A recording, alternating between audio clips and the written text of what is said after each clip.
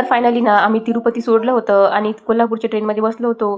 तेव्हा तिरुपतीला ना एवढा पाऊस झाला भरपूर, बघू शकता तुम्ही स्टेशन पूर्ण ओलं ओलं झालेलं आहे. तर फायनली आम्ही कोल्हापूरला पोहोचलो होतो आणि कोल्हापूरचं हॉटेल खूप छान होतं. तर माझा खरा आराम ना कोल्हापूरला झाला होता, कारण आमच्याजवळ 2 दिवससुद्धा होते. तर तिरुपतीला आम्हाला खूप दगदग झाली होती, त्यामुळे खूप थकवासुद्धा जाणवत होता. तर कोल्हापूरला मस्तपैकी मी आराम वगैरे केला, आम्ही फ्रेश वगैरे झालो आणि मग आलो आम्ही देवीच्या दर्शनासाठी अंघोळ वगैरे करून. तर या ठिकाणी बघू शकता आम्ही दर्शनाला आलेलो आहो आणि आमचं दर्शन वगैरे सुद्धा झालेलं आहे. आणि कोणत्याही मंदिरात जाऊ की कोणत्याही देवस्थानी गेल्यानंतर ना एवढं प्रसन्न वाटते, खूप छान वाटते आपल्याला तिथे जाऊन.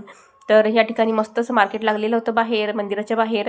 हे पहा, मंदिर खूप सुंदर दिसत आहे आणि इकडे सुद्धा पावसाचंच वातावरण होतं. तर आम्ही ना पटापट आमचं दर्शन वगैरे आटपून मार्केट फिरायला आलो होतो.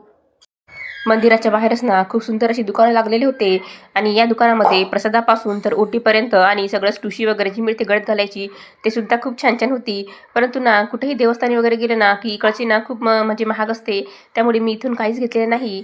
तर या ठिकाणी देवीचे सुंदर सुंदर मुखवटे सुद्धा आहेत, तुम्ही बघू शकता. आणि हे मुखवटे एवढे आकर्षक होते की आपल्याला घ्यावंच वाटते. तर या ठिकाणी अंबाबाईचं हे रूप खूप सुंदर आणि आकर्षक दिसत होतं आणि खूप डेकोरेट सुद्धा केलेलं होतं त्या मुखवट्याला. तर या ठिकाणी माझा मुलगा ना आरव हात फिरूनच फिरायचं म्हणत होता.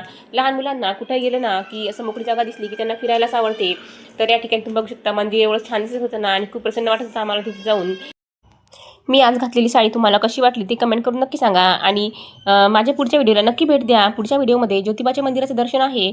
तर तुम्हाला माझा हा व्लॉग कसा वाटला ते कमेंट करून नक्की सांगा. आवडला असेल तर लाईक, शेअर आणि सबस्क्राईब करा. Bye bye.